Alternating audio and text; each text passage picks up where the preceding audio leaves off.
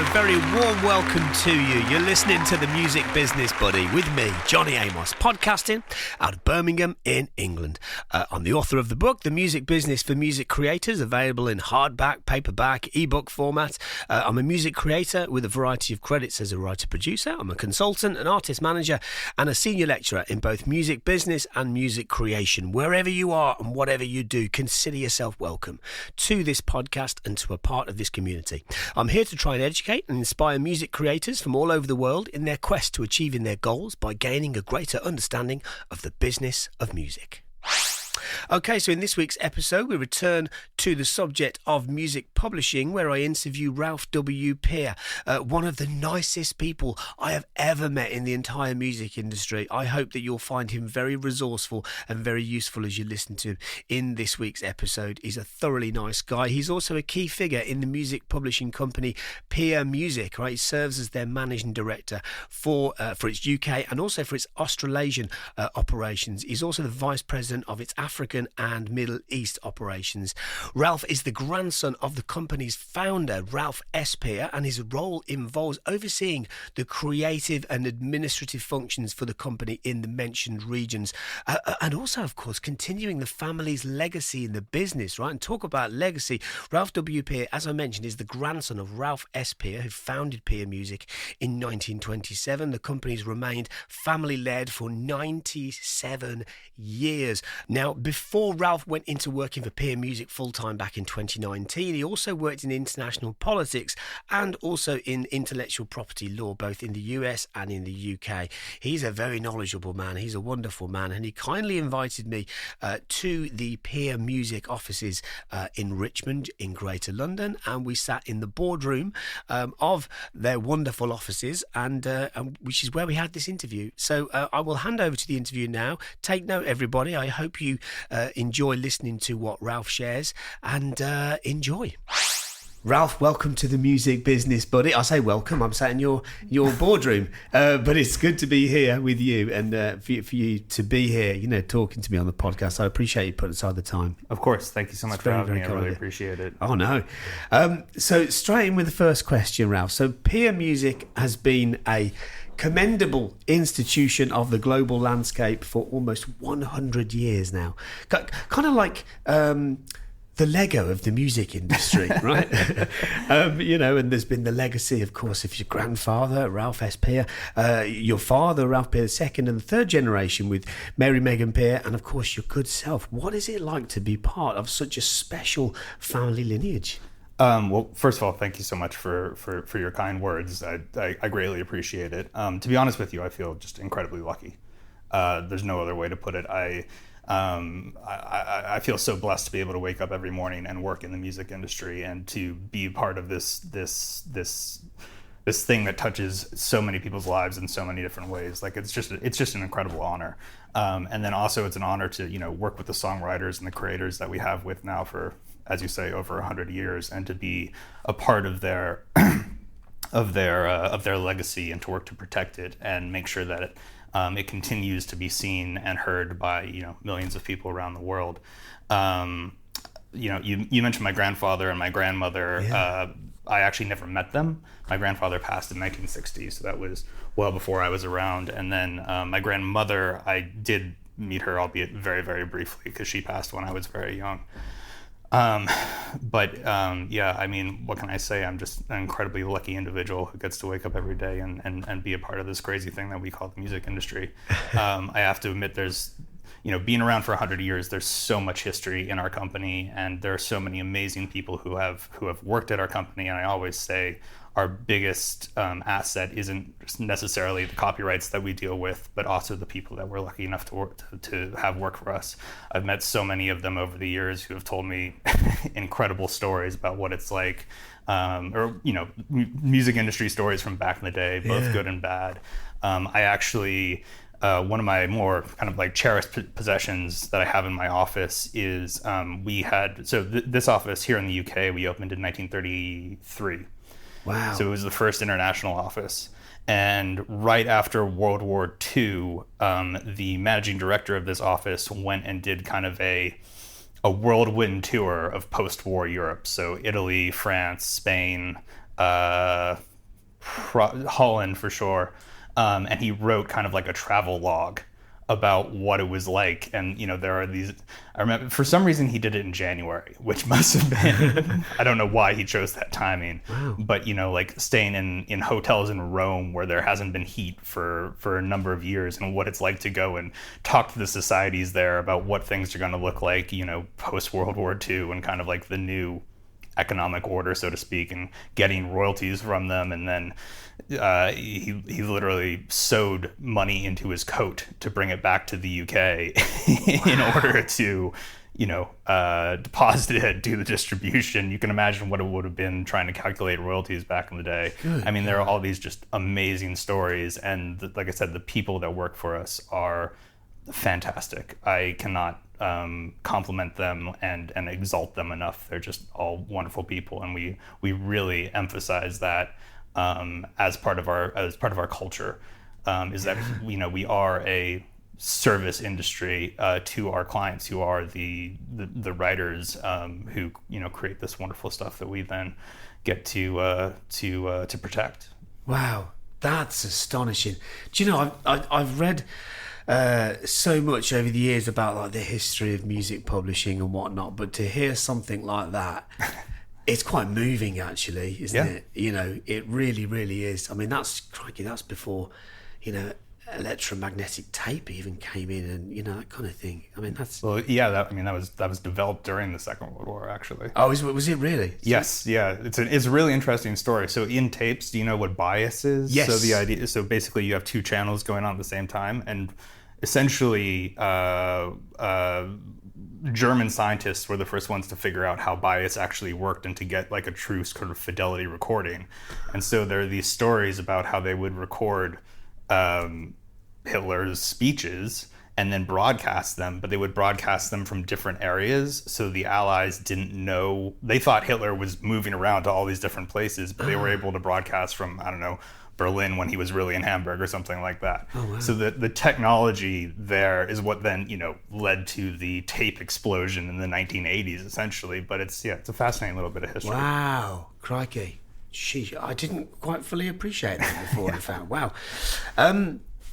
What about let's discuss the creative aspects, right? But because you established Peer Music Australia's first international songwriting camp to foster cross-cultural collaboration, which was amazing, by the way. I've read about that and absorbed as much as I can.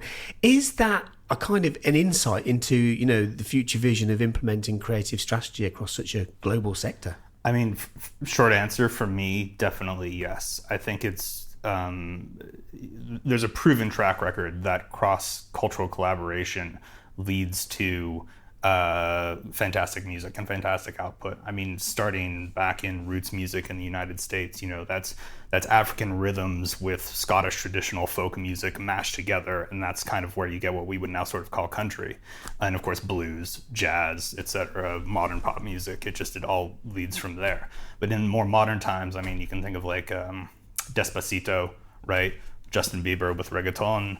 Another good example is the amapiano, the log drum sound. Oh, yeah. That then became that's from South Africa, but then it became like Nigerian producers started using it a lot and became kind of like the signature sound of Afro. So yeah, I mean, for me personally, my A&R guys are probably sick of me talking about this, but I think there's a couple countries that I really kind of follow to see what's going on.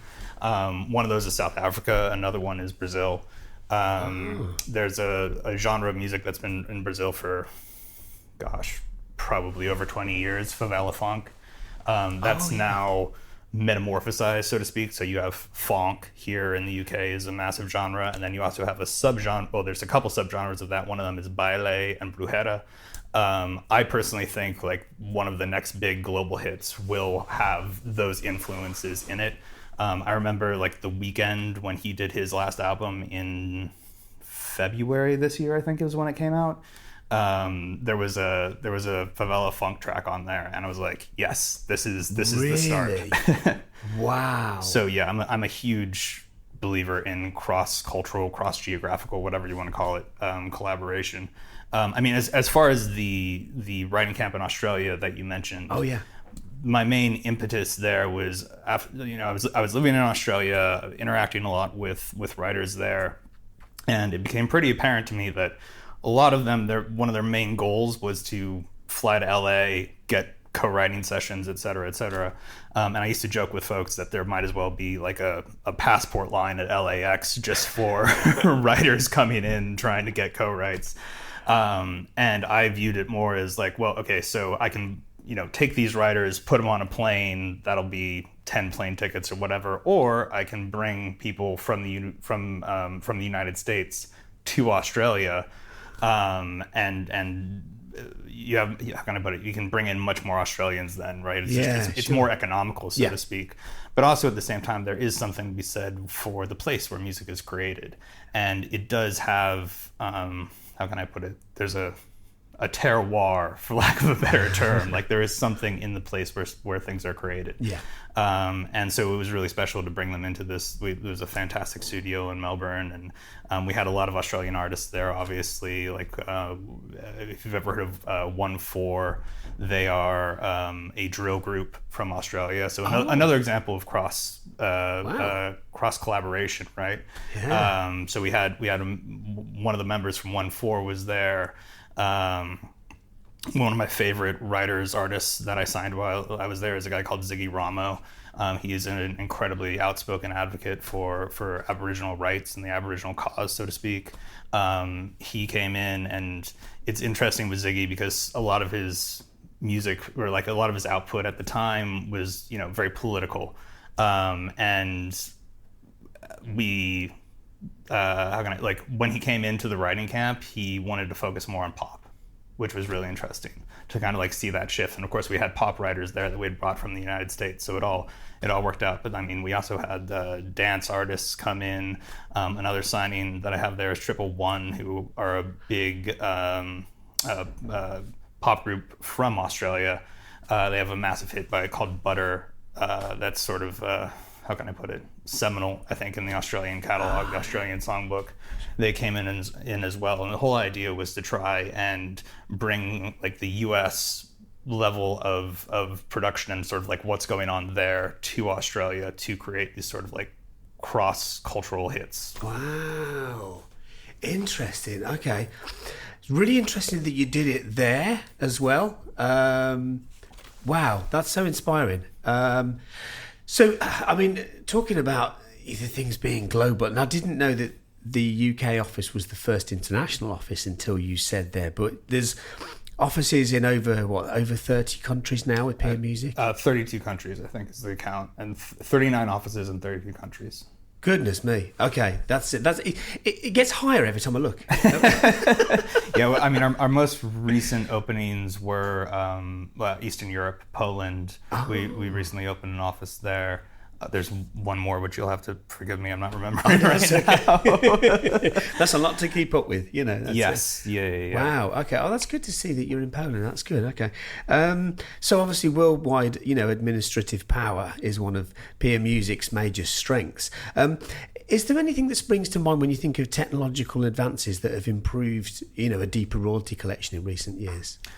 Well, sorry. I'll answer the technology part in a second. Sure. But I think obviously, yes, we very much pride ourselves on our administration capabilities globally, and there is really something to be said besides the technology of having boots on the ground and of having people in each territory that understand how collecting societies work and like the nuances of them all.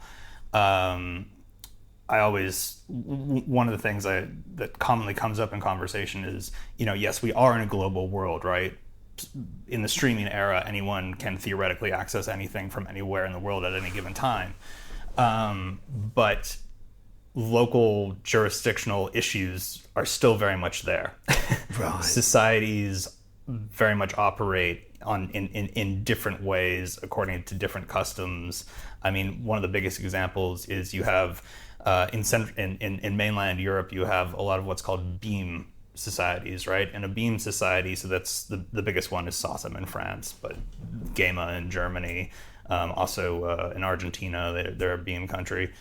In those societies, there is a assignment by the writer of both the performing and the mechanical right to the society directly, versus the common law concept where the performing society normally will take an assignment, but it may not necessarily be exclusive, especially in like the United States. And then the publisher will take the mechanical. And these are all kind of like interesting sort of like theoretical, legal, academic issues, and especially in the way that I'm talking about it now. But when it comes down to the nuts and bolts of things, it does make quite a bit of difference as to what you're able to collect, where you're able to collect it, and how much you're able to collect on what right. So having that local knowledge, and the fact that I can call up my colleague in France and say, I'm talking to a SOSM member who lives in London. What does it look like for me to collect for them? These things do still they very much matter. But to answer your technology question, no, that's fascinating. By the way, thank you for explaining that. Of course, I get a lot of questions off people about that.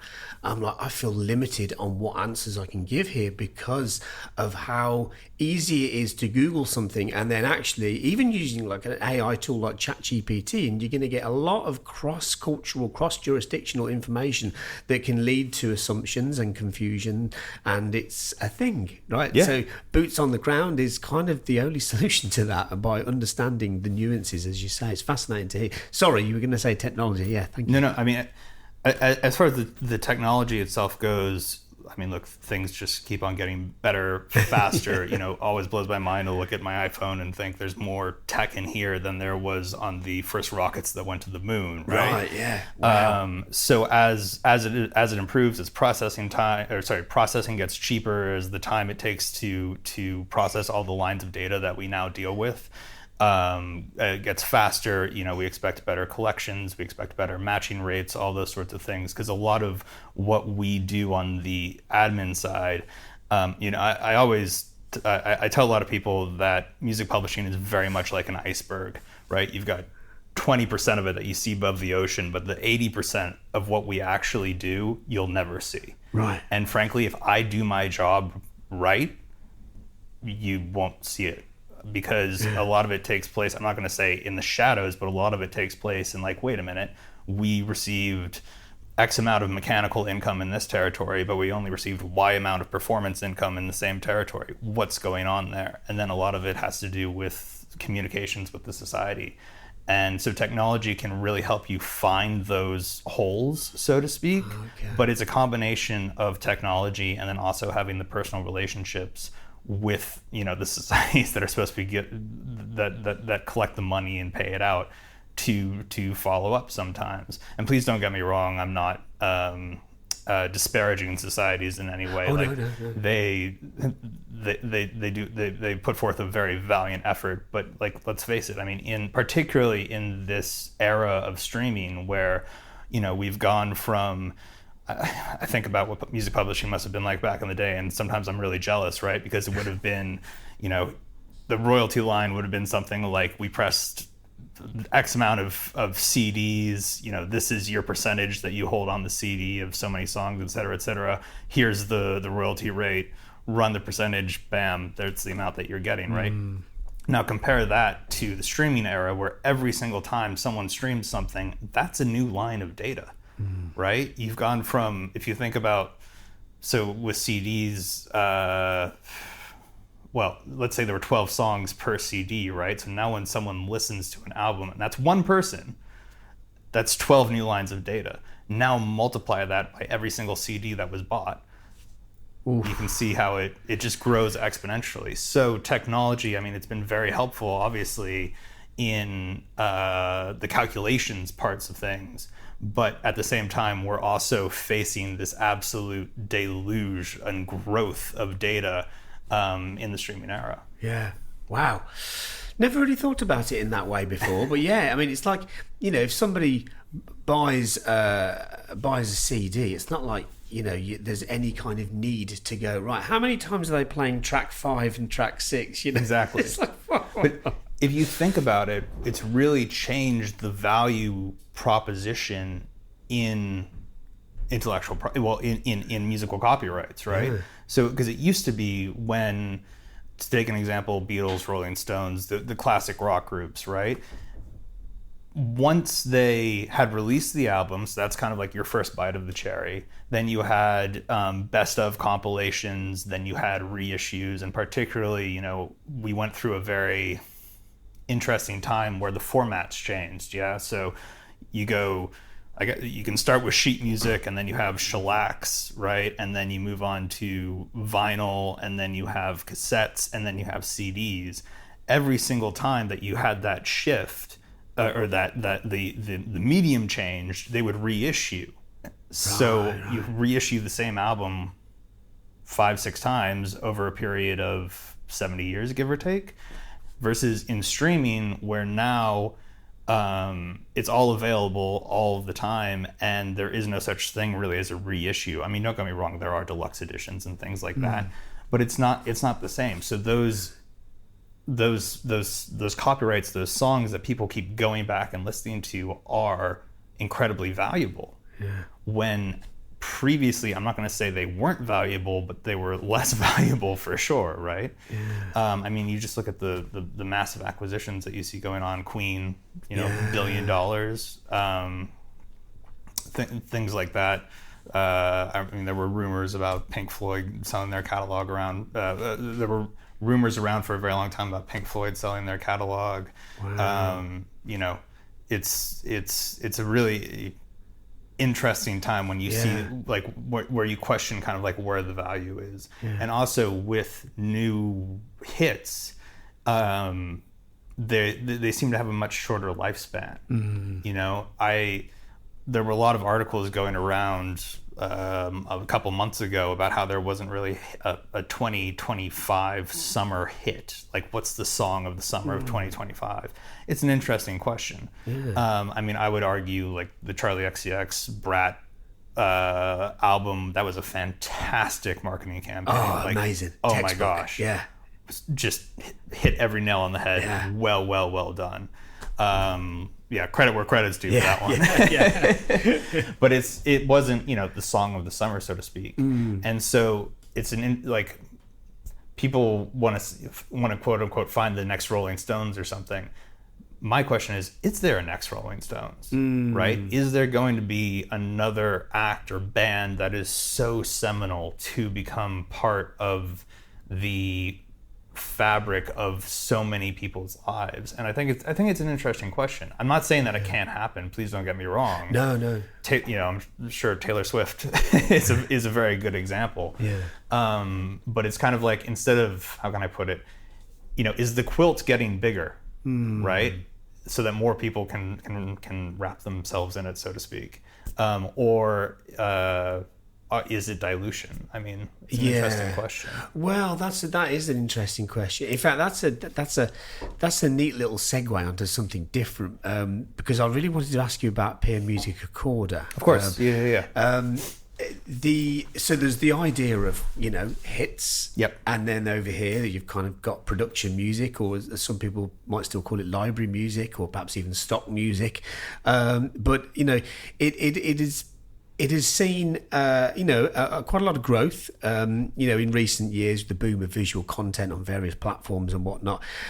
Have you noticed that shift in the landscape, which has created maybe more sort of public interest in accessing music that was primarily composed to aid visuals? You know, kind of the idea of Shazam, and people going, oh, how do I find that music that was in such and such? You know, is that something that, you know, you've kind of it's been interesting to witness in recent years? Oh, very much so. I mean, I think what it really speaks to is the power of the combination of the visual and the musical element, in that it obviously brings people back to, you know, where they were at the time, where they saw that, or when they want to convey something through whatever the user generated content, the UGC, is that they are putting in and creating with. But I think it also, again, it has to do with streaming, not in the music sense, but in the video sense. You know, people can go back and watch their favorite shows over and over and over again. I mean, like, I know I just rewatched The Sopranos for like the second or third time probably.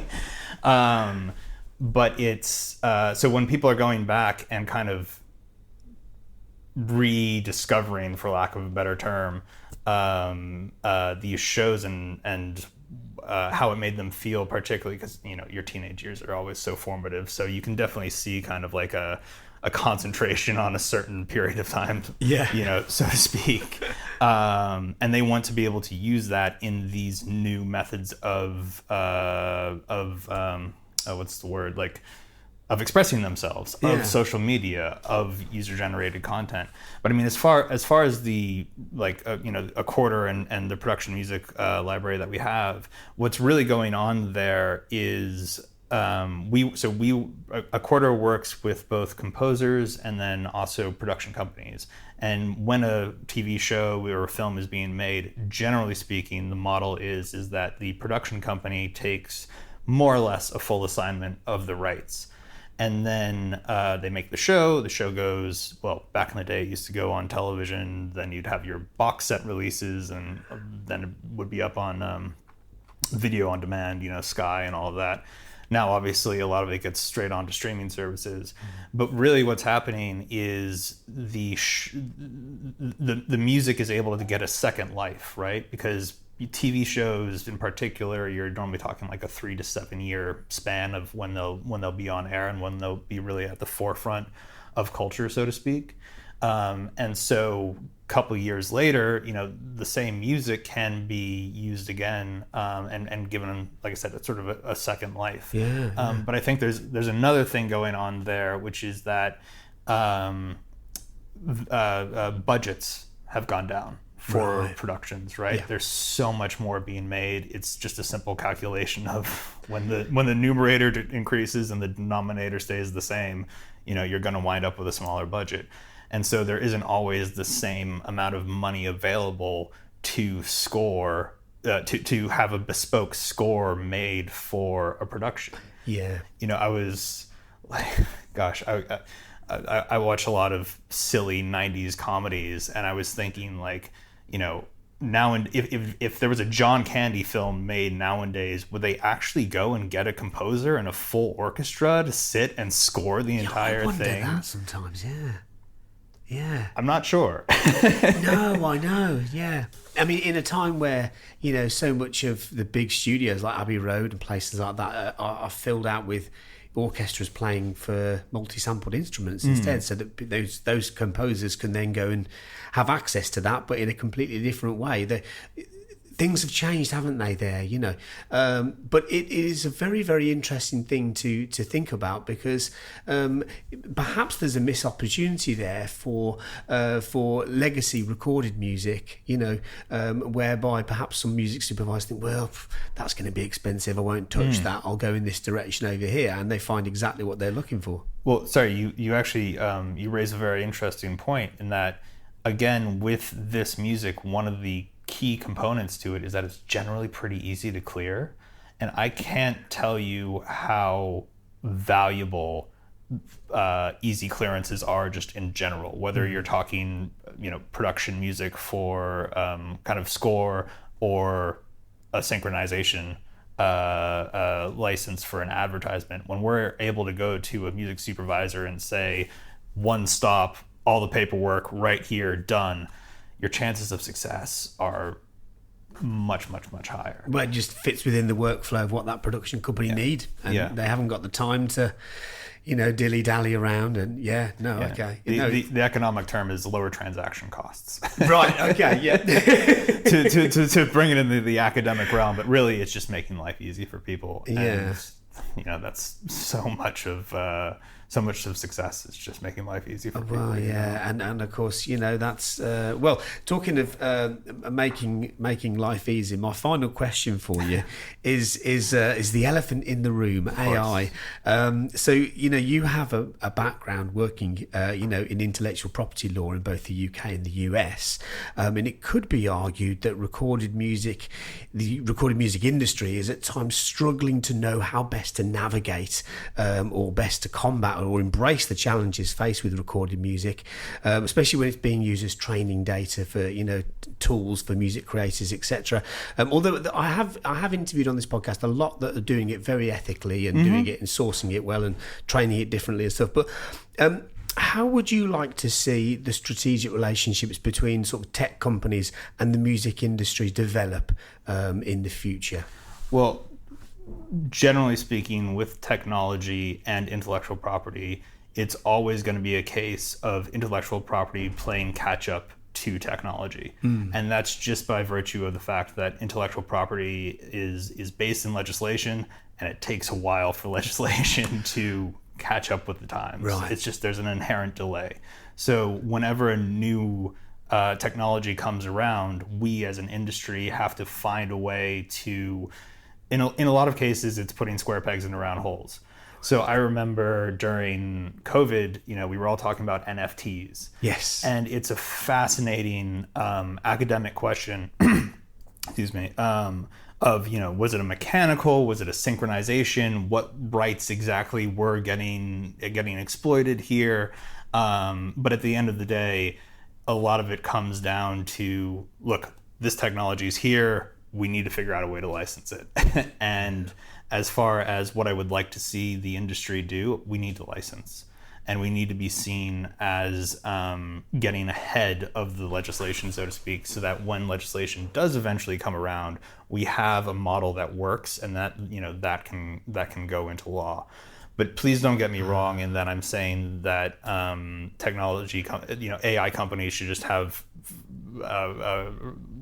the right to imbibe all of music and not pay any kind of or and have no consequences for that, right? Yeah.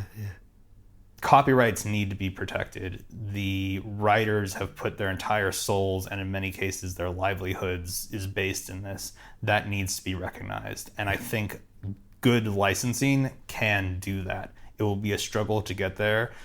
As with any compromise, a good compromise is when both parties are unhappy, right? I don't think that's necessarily going to be the way forward, but yes, we need to license. Now, when you're talking about AI, I always like to bifurcate the discussion into talking about input versus output, right? So on the input side of things, that's the obvious. So I'm smiling because that's how I explain it to people all the time. It's a great way of framing it. Because it just segregates. Sorry, I interrupted. No. I just find it very reassuring to you explain that. You, of all people, to be explaining it like that. I'm like, oh, great. Okay. I can't take credit for that. No.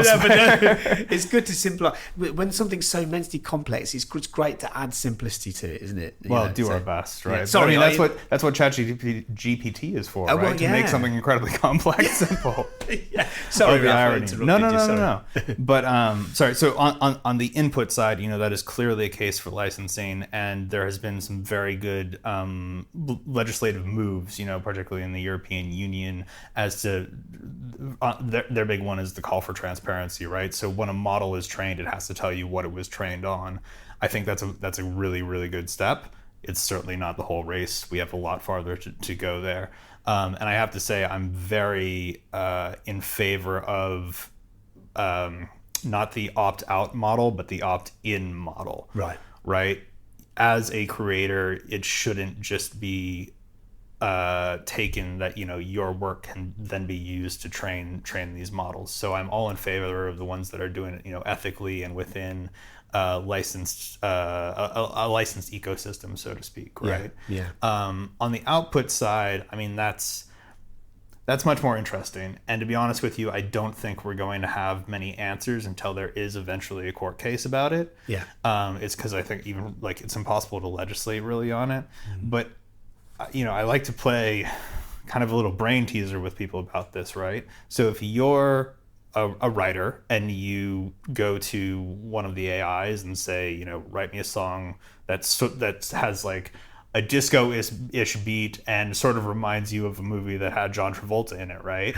And then it spits out something that's obviously very similar to Staying Alive. Okay, that's one thing. But now you take it, you put it on streaming services, it gets, it makes a whole lot of money. You eventually get an infringement suit on it. And you go in front of the judge and say, it's not my fault, I used AI. The judge isn't going to care. right? It's actually, it's just I hate to say it, but it's an infringement suit like so many others. Now, obviously, infringement suits are incredibly complex, and they're unwieldy, I think is a way to put it. The outcomes from it are always unpredictable.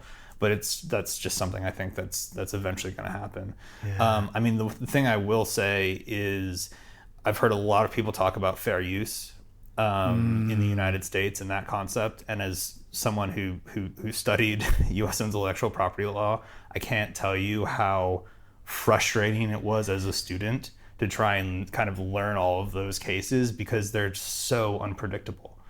Right. Like you would have one case where, on the face of it, you would say, "Oh, that's clearly not fair use," and then would end up being fair use, and then vice versa. Right. So it really makes me nervous when people say, "Oh, this clearly isn't fair use," because I would argue, even if you went to all 9 of the Supreme Court justices in the United States, I think it would be like a 5-4 decision, right? And I have no idea which way each one of them would go. It's I just think it's very unpredictable. Yeah. So it makes me nervous when people when people come down so hard, on one side or the other, saying it's fair use or it's not. Frankly, I wouldn't want to let the courts decide that. I would like us, as I said, to license and to figure this out on our own before having to rely on the courts, because when it comes to litigation, I mean, litigation is incredibly expensive, and there's a joke that in litigation only the lawyers make money. Right. Yeah. And it's perhaps down to people that are more informed to be able to make those decisions and mediate before it gets to that. Right. So no, that's it. Thank you for trying to answer that as best as possible. I try. In 2025. I'm sure the answers will evolve and develop in due course as technology changes even further and our understandings of it try and catch up with it all. But Ralph, thank you so much for your time today. No, thank you so much for having me. Greatly appreciated. Top man. Absolute pleasure.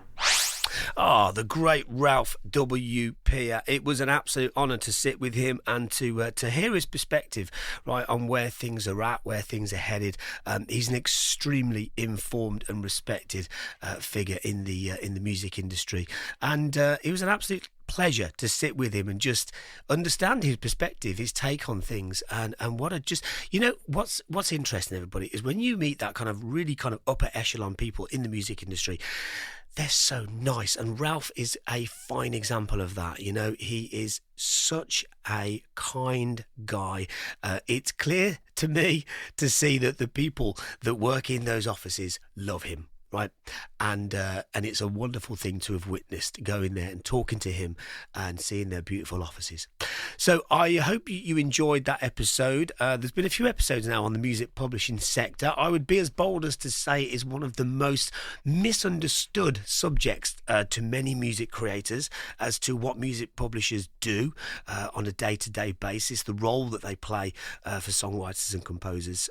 So yeah, I hope you've enjoyed it. I know I certainly enjoyed going and visiting Ralph and his team and talking to them.